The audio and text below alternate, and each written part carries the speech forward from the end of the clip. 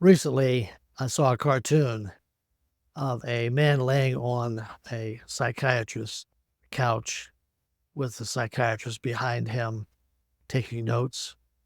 And the statement the man on the couch was saying was, I don't understand how my mother can push all my buttons.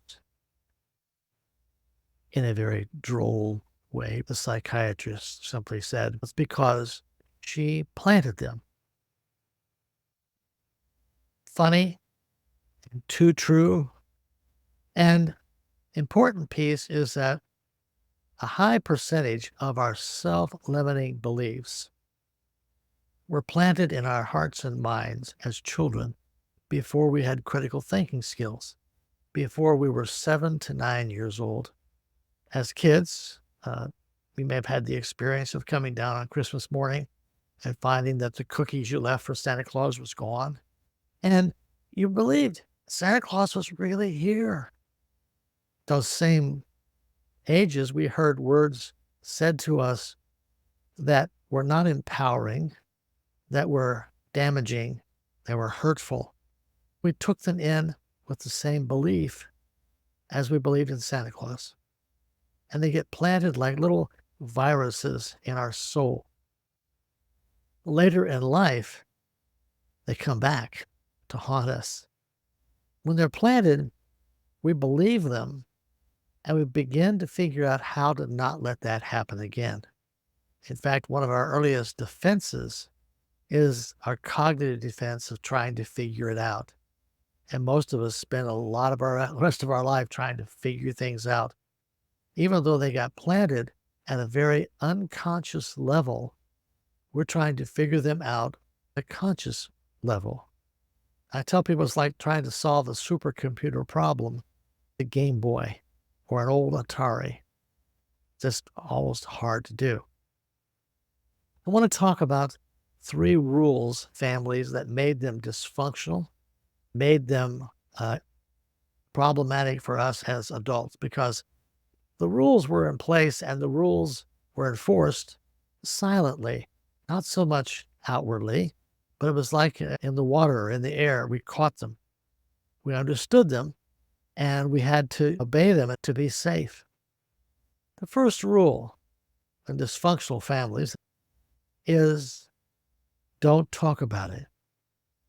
You get a look when you start to talk about something as a child that you're not supposed to talk about. It's not a loving look, it's a harsh look. It communicates, shut up. If you keep talking about it and you miss the cue, you might get more than a look. You might get a smack.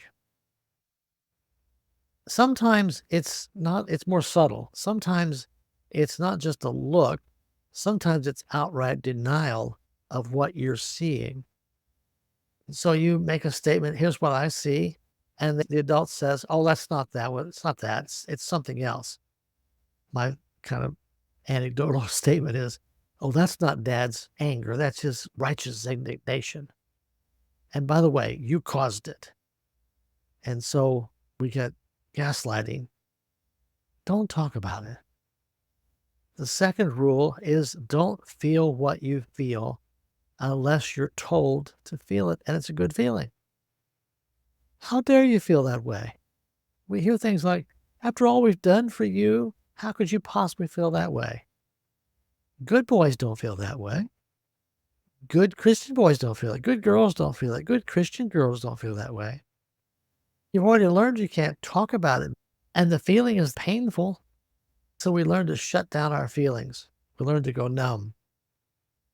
Third rule, don't trust anybody.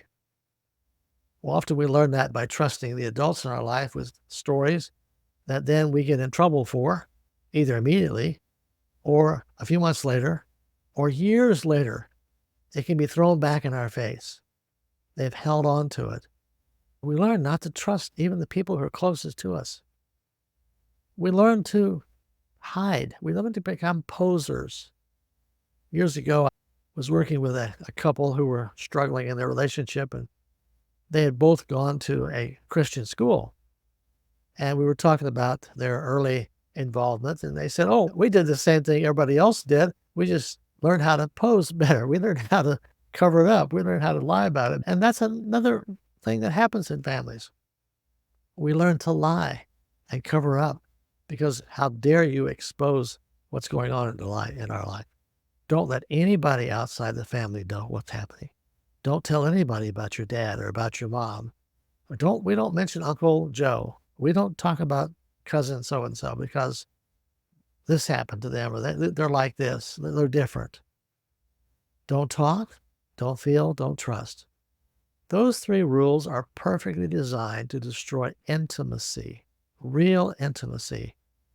And the more we use those and continue to use them as adults, the more we are challenged in our intimacy with other people, even with ourselves. We can go numb to ourselves and be very deceptive, even with ourselves, cut off our own feelings.